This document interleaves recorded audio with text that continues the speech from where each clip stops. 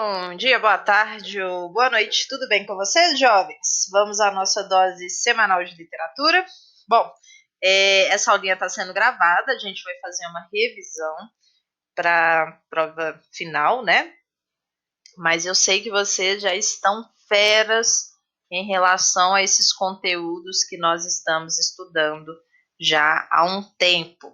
Mas é sempre bom a gente revisar, a gente revisitar a matéria, analisar por outros ângulos, rever aí alguns conceitos, né? Porque a gente entende como funciona o conceito para a gente aplicar na vida real. Então, por exemplo, quando eu já sei o que é uma biografia, quais são as partes importantes, em que pessoa que é escrito esse discurso, e aí eu vou ler uma biografia depois de ter esse conhecimento, a maneira que eu leio essa biografia, ela acaba se tornando diferente. Ela é uma leitura mais crítica, é uma leitura com maior compreensão de análise da obra, por isso que é tão importante que estudemos sobre teoria, né? Teoria da literatura, teoria dos gêneros literários. Isso facilita a nossa leitura aí durante a vida, né? Lembrando que na última etapa vocês leram o Diário de Anne Frank, que é um livro que tem um caráter biográfico, né? Apesar dele ser um diário e diário ser um outro gênero, ele traz elementos ali que são autobiográficos, que são partes importantes da vida da Anne Frank, que acabam sendo aí muito parecidos com o gênero biografia e autobiografia que nós estudamos aí durante a etapa. E o livro que eu escolhi para essa etapa que vocês vão ler também é um livro com aspectos aí autobiográficos, que é da Malala. Lembrando que ela é a biografada, né? E ela mesma escreve, ela vai ser a escritora da sua própria biografia. Isso tem um nome, né? A gente chama de autobiografia. Tranquilo? Mas vamos lembrar aí, ou melhor, relembrar alguns conceitos, né? A gente vai dar uma olhadinha em biografia e autobiografia e vamos falar um pouquinho sobre histórias em quadrinhos. Inclusive, hoje eu vou mostrar para vocês como foi o início das histórias em quadrinho aqui no mundo ocidental. Histórias em quadrinho, gente, o conceito, né, que vai ter linguagem verbal e não verbal, a forma como eu coloco ela no aparato, né, seja no papel, na tela, ela já é antiga. Lá na época do quinhentismo, né, quando os portugueses chegaram aqui no Brasil, já tem aspectos de histórias em quadrinhos, vocês sabiam? Quando os jesuítas, quando os padres, né, vieram aqui na nossa terra, na terra brasileira, que era a terra dos indígenas, dos povos nativos, e eles chegam aqui trazendo a cultura deles, né, impondo essa cultura aos povos que já existiam aqui, eles usam esse recurso não verbal, da linguagem não verbal, para mostrar, ensinar, né, aos indígenas a fé deles, a crença deles, né, a verdade deles, que era a verdade cristã, né, católica. Então eles desenham no chão vários desenhos que representavam passagens da Bíblia para que os povos indígenas vissem aquilo e aprendessem, né? Vou colocar aprender, mas a gente sabe que eles foram obrigados a seguir a fé do povo católico, né, europeu, quando chegaram aqui. Bom, mas vamos lá, isso é história para depois. Depois eu conto para vocês tudo direitinho sobre isso. Lembrando aí que é biografia, né? Biografia é a história escrita da vida de uma determinada pessoa. Nós já discutimos isso. Hoje em dia, é muito comum existirem biografias de algumas pessoas que são anônimas, aquelas pessoas que não são pessoas famosas, mas que podem ter uma história de vida interessante, de superação, e acaba virando um livro, a história da vida dessas pessoas, né? A palavra tem origem etimológica nos termos gregos bios, que significa vida, né? Por isso que quando vocês estudam lá biologia, né, bio vem do grego, a origem é grega, que significa vida. E grafém, que significa escrever. Nós temos até hoje esse termo, né, que é grafia, o que é gráfico também, que é a representação imagética de alguma coisa. Nós temos as línguas, né, que são línguas que nós temos a grafia delas. E tem também línguas ágrafas, que são aquelas línguas que não têm uma representação escrita. Também existe. Bom, biografia é a descrição dos fatos particulares da vida de uma pessoa, podendo conter fotos que testemunham os acontecimentos. Isso é bem legal, né? Porque eu posso ter uma biografia que é só linguagem verbal, mas eu posso ter uma biografia que mistura a linguagem verbal com a visual. Uma das coisas interessantes, que isso vai ser misturado o tempo inteiro, são os filmes biográficos. Não é isso? Porque as fotos, né, elas aparecem no aparato livro, no aparato blog, mas nos filmes biográficos eu vou ter a imagem ali ajudando a construir o significado e o sentido da biografia. Correto? Tranquilo? Isso você já sabe. Vamos lá. E tem a autobiografia, né? Como o próprio nome indica, é uma biografia redigida pelo próprio autor, pelo biografado. O autor narra na primeira pessoa acontecimentos que ele mesmo seleciona sobre sua própria vida. Em geral, são acontecimentos que vão caracterizar a sua personalidade, né? O relato autobiográfico tem, em geral, um caráter mais expressivo do que informativo. Ai, professora, como assim? Bom, quando eu leio uma biografia, é mais comum que os dados que apareçam ali, os fatos que apareçam ali, sejam fontes de pesquisas aprofundadas. Nós já conversamos sobre isso. Agora, quando uma pessoa vai escrever a autobiografia, o que ela vai fazer automaticamente? Selecionar aquilo que é mais interessante sobre a história dela. Então, é muito comum pessoas que fazem autobiografia acabarem selecionando só as coisas importantes, grandiosas, boas, que aconteceram na vida dela. Então, isso é mais expressivo e subjetivo do que quando alguém escreve a história da vida de outra pessoa. Isso é muito comum. Por exemplo, existem biografias e autobiografias que são comparadas, existem estudos sobre isso, tá? Que elas se diferenciam muito. Então, a pessoa que escreveu a própria biografia contou um monte de coisa que nada tem a ver com a biografia que foi escrita sobre ela. Às vezes acontece isso. Por quê? Quem escreve a sua biografia escolhe aquilo que ela quer que as outras pessoas saibam. Tranquilo? A não ser os elementos essenciais, né, gente? Que nós já discutimos. Que temos aí data de nascimento, local de nascimento, nome de pai, de mãe, se tem irmãos ou não, qual que é a formação da pessoa, né? O que ela estudou, onde que ela estudou. Esses são fatos que não dá para mudar.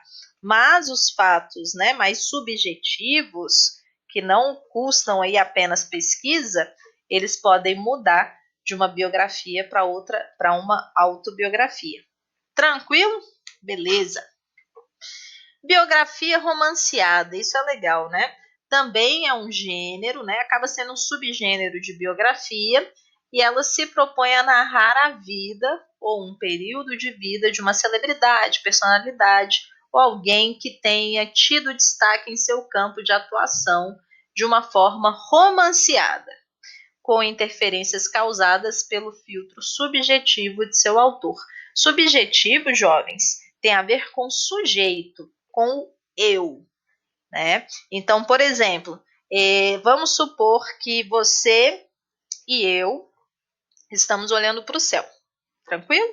Eu, gente, sou fascinada pelo céu. Uma das coisas que eu mais gosto de fazer é ir para a roça, E quando a noite cai, ficar olhando as estrelas, ficar olhando os satélites que caem, que às vezes a gente pensa que é estrela cadente, mas é um satélite passando, ficar olhando as constelações, inclusive eu tenho um aplicativo para isso, que eu consigo identificar as constelações, é uma das coisas que eu mais gosto de fazer, que é observar o céu. Bom, agora, se eu e você estamos olhando para o céu, né, nós dois, observando o céu, e a gente vai narrar esse momento, vai passar por uma questão subjetiva. Eu, como gosto muito do céu, possivelmente vou narrar assim: estou olhando para o magnífico céu, com um luar esplendoroso, a lua está cheia, uma das minhas luas prediletas, consigo observar estrelas cadentes, espero fazer um pedido. Bom, por que eu estou narrando assim? Porque passa por uma questão subjetiva minha, daquilo que eu gosto, daquilo que eu acredito, daquilo que eu sinto. E aí, possivelmente, você vai narrar o fato de estar olhando o céu de outra forma. Por quê? Depende de uma coisa subjetiva sua. Aquilo que você gosta, aquilo que você acredita, aquilo que você aprendeu durante sua vida. Então, a subjetividade, ela é única, ela depende de cada um. Já aquilo que é objetivo, né, é aquilo que não depende do sujeito. Por exemplo, eu nasci no dia 19 de outubro. Isso não é subjetivo. Isso é um fato objetivo, não tem como mudar. Isso não depende de mim, da minha visão, certo? Agora, como eu narro alguma parte da minha vida, vai ser subjetivo. E possivelmente diferente de outra pessoa narrando uma parte da minha vida. Porque aí vai ser a subjetividade da outra pessoa. Deu para entender ou ficou meio confuso? Acho que deu para entender, vocês são espertos. Então, a biografia romanceada, ela vai ter uma interferência que é causada pela subjetividade de quem está escrevendo aquela biografia.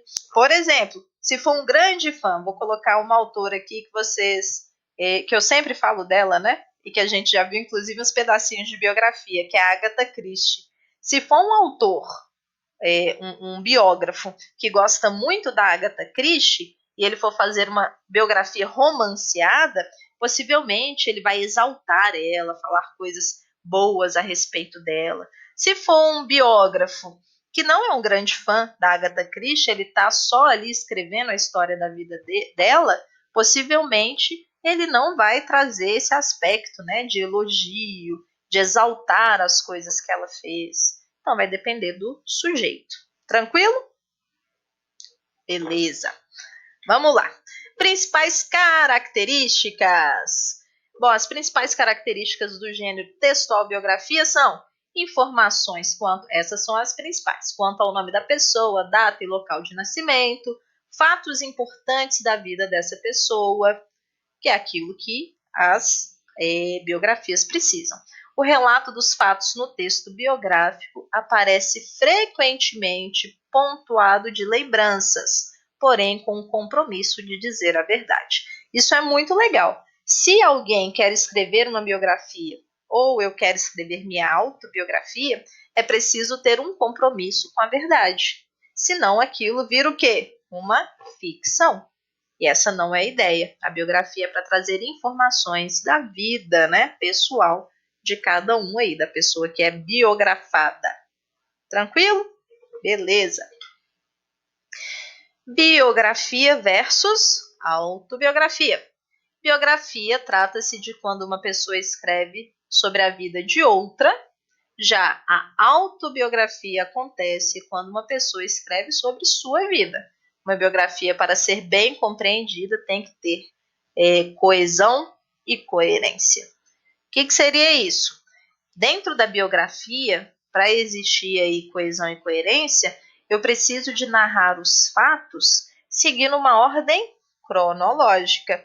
Então, o que seria a primeira coisa possível para uma biografia? Eu posso começar falando, por exemplo, dos pais, né, do biografado, para depois falar do quê? Do nascimento do biografado, para depois falar sobre a infância, adolescência, a vida adulta.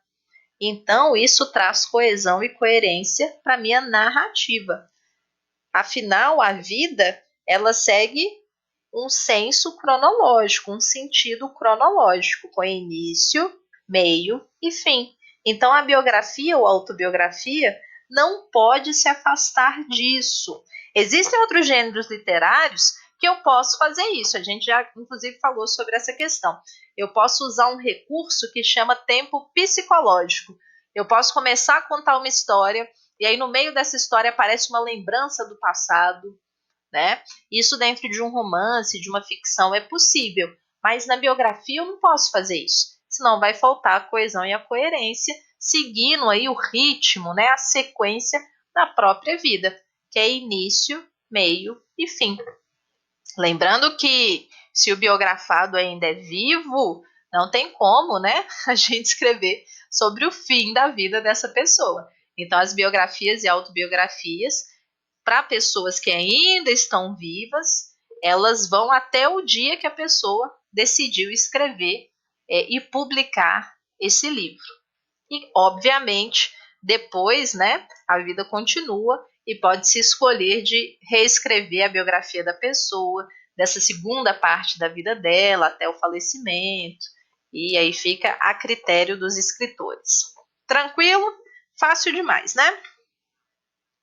Trazendo novamente essa discussão, caiu na prova já, eu gosto de cobrar sobre isso, que é a questão do ghostwriter, que, né, vem do termo em inglês escritor fantasma. Eu gosto muito dessa figurinha aí, né, que parece um fantasminha, parece não, é um fantasminha escrevendo.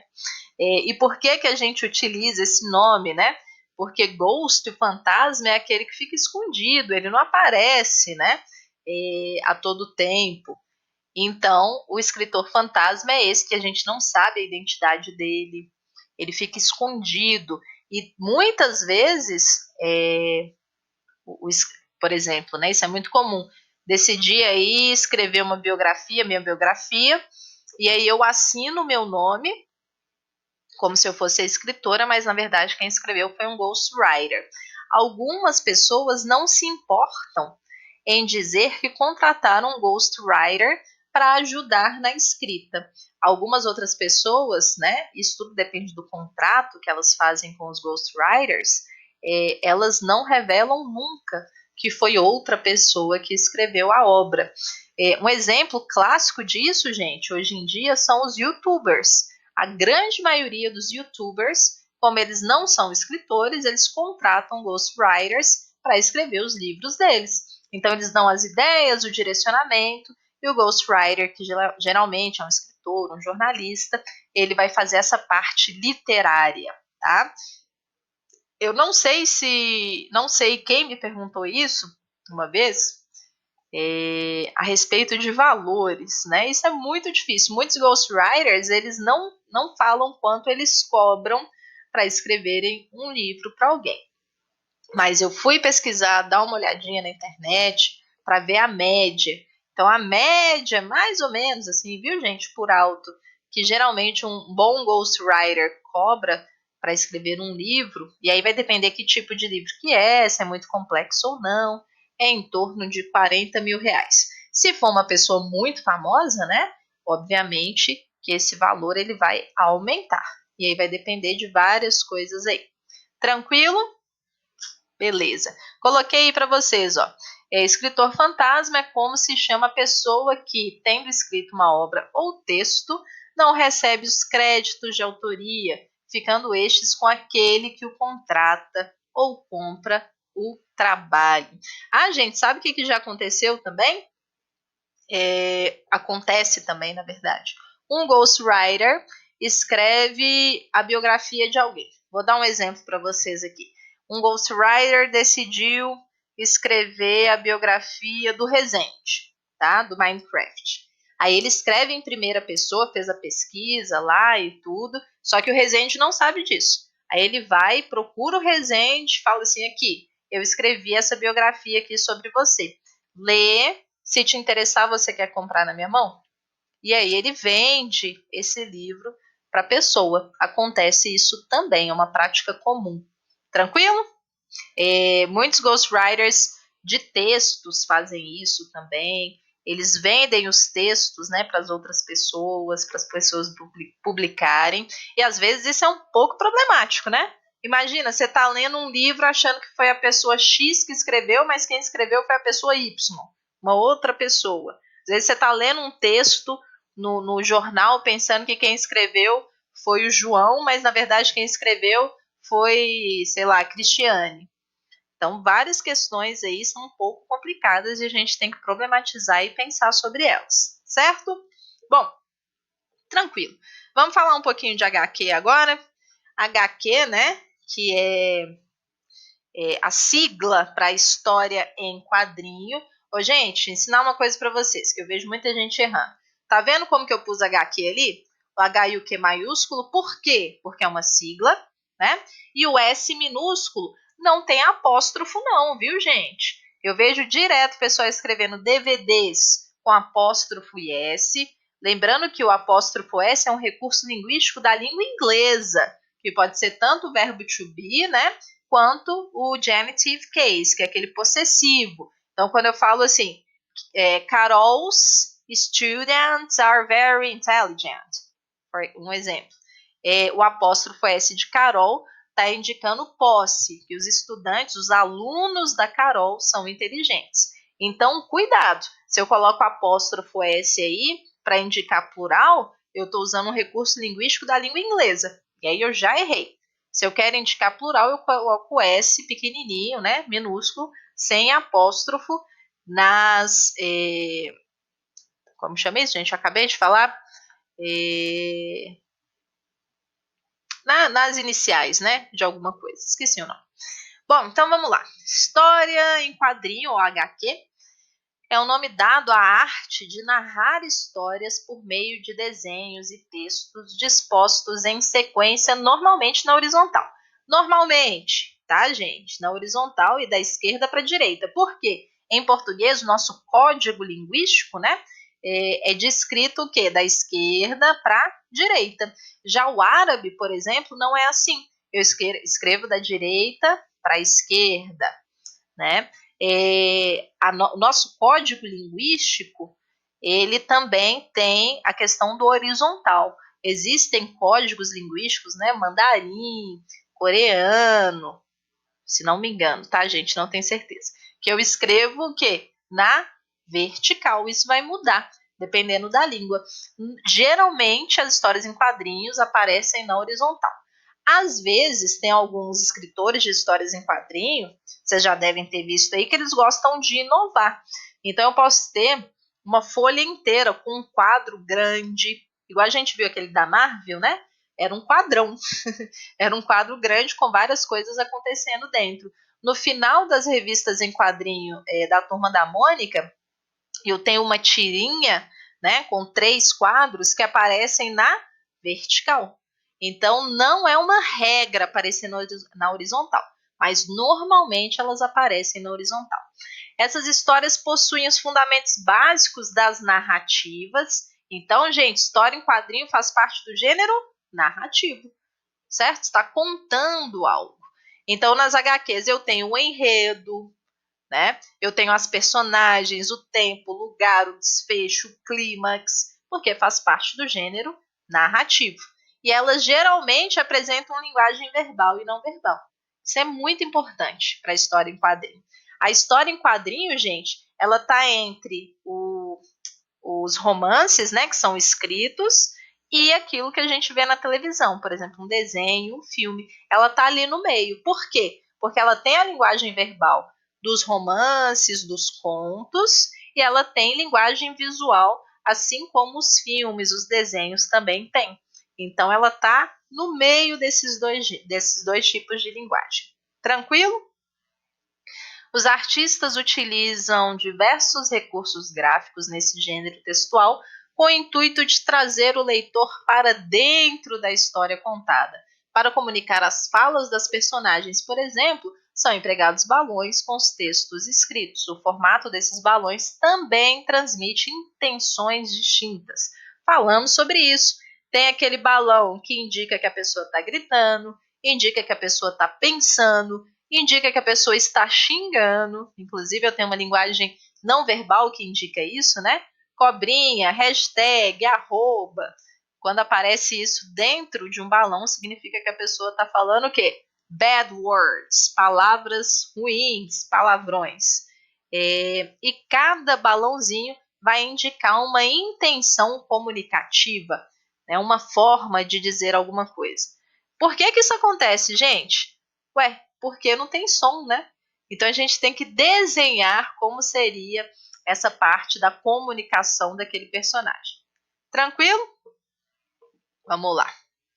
A origem, isso daqui é legal, gente. Então, como eu falei com vocês, os quadrinhos, eles datam, né, esse tipo aí de linguagem comunicativa, ela é muito antiga, muito antiga. Data lá da época, como eu disse para vocês, aqui no Brasil, né, de quando os portugueses chegaram aqui, eles desenhavam passagens da Bíblia no chão para que os nativos brasileiros vissem e tentassem entender, né? Lembrando que os nativos brasileiros não falavam português, eles tinham as línguas próprias, sua própria cultura, né, suas próprias crenças. Então, a linguagem visual era mais fácil para que esses povos pudessem entender qual mensagem que aqueles padres gostariam de passar. Tranquilo? Mas aí, nesse formato que nós já conhecemos, a origem, né, vai ser lá nos Estados Unidos, com a primeira publicação em 1894, bastante tempo, né? E uma revista que se chamava Truth. Quem escreveu foi o Richard Outcott e aparecia, né? Na verdade, foi aparecer um pouco mais tarde no jornal New York World. E ela começou a ser publicada oficialmente. Então, o aparato das revistinhas, né? Aqui no Brasil a gente chama de revistinha, né? Não era na revistinha, era o quê? No jornal. Então, inicialmente, né, na origem, as histórias em quadrinhos tinham como aparato, quem recebia essas histórias era o jornal. Hoje em dia a gente tem isso de forma mais especializada. Nós temos as revistas, né, de histórias em quadrinhos. Tanto é que em português a gente tem esse termo, né? Revistinha. Tranquilo? Eu adoro isso, inclusive. Esse nome é muito legal. Qual que é o nome? Qual que era o nome dessa HQ, né? Chamava-se The Yellow Kid e narrava as peripécias de uma criança que vivia nos guetos, né? Nos guetos, gente, é nas ruas, nos becos aí de Nova York, e ela sempre vestia uma grande camisola amarela. Por isso que se chama, que tem esse nome, né? Cadê o nome? The Yellow Kid. Era por causa da roupa.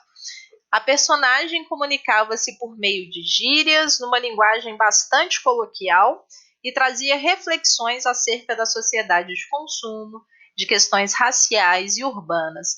Lembrando, gente, que 1894, né, Estados Unidos aí, capitalista, muito consumo, né, muita pobreza, muita diferença entre pobres e ricos, e essa revistinha trazia questões aí sociais, raciais, para as pessoas refletirem, né? Aí eu trouxe aqui para vocês darem uma olhadinha como que era esse personagem. Esse daí era o The Yellow Kid. Era representado aí nas histórias em quadrinhos, a primeira que existiu aqui no mundo ocidental. Tranquilo? Mas aqui no Brasil nós também temos uma história, né, em relação às histórias em quadrinho. Então vamos lá, no Brasil a primeira revista em quadrinhos tinha o nome de O Tico Tico e foi publicada em 1905 pelo periódico, que é um tipo de jornal, tá? Que se chamava O Malho. Então não está tão distante, né? Depois de o quê? 10 anos, a gente já começou a produzir nossas próprias histórias em quadrinhos aqui no Brasil. A gente estava no pré-modernismo aqui no Brasil. Idealizada pelo artista Renato de Castro, foi influenciada pela HQ francesa. Não vou ler esse nome em francês, gente, porque eu sou péssima com francês, mas vocês estão vendo aí. E teve como personagem mais popular o garoto Chiquinho. Significa o quê? Que a gente foi influenciado pela França para fazer nossa primeira história em quadrinho. Então, lá na França, o pessoal já estava produzindo também. Mas foi apenas em 1960 que o público brasileiro teve um gibi inteiramente colorido com a publicação de A Turma do Pererê. Quem escreveu, gente? Nosso querido Ziraldo, famoso, né? O gibi foi apresentado pela editora O Cruzeiro e trazia personagens inspirados na cultura nacional. Gente, aqui em 1960, o Brasil está passando por uma situação difícil. Não sei quando o Brasil não passou por uma situação difícil, né? A gente está sempre aí lutando em termos de cultura para a gente conseguir ter representatividade. Isso daqui, a gente fala que é a segunda fase do modernismo. Então, o Brasil estava procurando uma identidade nacional. A gente queria, né, assim como a Europa já fazia, os Estados Unidos já fazia, mostrar que a gente tinha uma cultura própria, que a gente tem nossas diferenças culturais internas que são muito ricas. Então, a gente tem nosso folclore, os índios brasileiros, nossas crenças. E nessa época isso era muito importante para a gente. E o Ziraldo, também um modernista que prezava por trazer essa identidade brasileira. E aí eu trouxe para vocês aqui esse primeiro quadrinho, né? A gente consegue ver questões aí relacionadas à identidade nacional, que hoje a gente pode problematizar, né? A gente já tem outras discussões sobre o que é o Brasil, mas é interessante aí. Bom, em 1964 o gibi foi retirado de circulação por conta da censura instaurada durante a ditadura militar e só voltou a ser publicado lá em 1975. A gente já falou um pouquinho sobre ditadura, né? Inclusive eu li para vocês a Chapeuzinho Amarelo do Chico Buarque, que também passou por essa questão aí da censura no país. Bom, e trouxe aqui para vocês também, isso daqui vocês já conhecem muito bem, né? A evolução aí até 2013 dessa personagem de quadrinhos que talvez é a mais famosa do Brasil. Não só no Brasil, viu, gente? Porque a Turma da Mônica alcançou uma popularidade muito grande em outros países também, aqui na América Latina, na Europa também o pessoal conhece, que é a Mônica com seu fiel escudeiro aí, o Sansão. Gente, olha lá em 1963, o Sansão era amarelo, meio alaranjado, né? Olha como que ele mudou, até a cor dele mudou. Bom, então foi na década de 60 que surgiu a história em quadrinhos mais conhecida do Brasil, a Turma da Mônica, criada pelo Maurício de Souza. A revistinha fez tanto sucesso que hoje é publicada em mais de 40 países e traduzida em 14 idiomas. E nós já sabemos que hoje em dia não é mais o Maurício de Souza que escreve, né? A filha dele, a Mônica, foi quem inspirou esse personagem, é a que cuida da empresa do Maurício de Souza. E aí ele tem os escritores, os desenhistas que fazem a Turma da Mônica jovem. Eu já falei com vocês que eu conheço pouco, mas pretendo ler e fica a dica aí que a Turma da Mônica é uma história em quadrinhos muito, muito legal. É isso por hoje. Um beijo para vocês e vejo vocês na próxima semana. Tchau!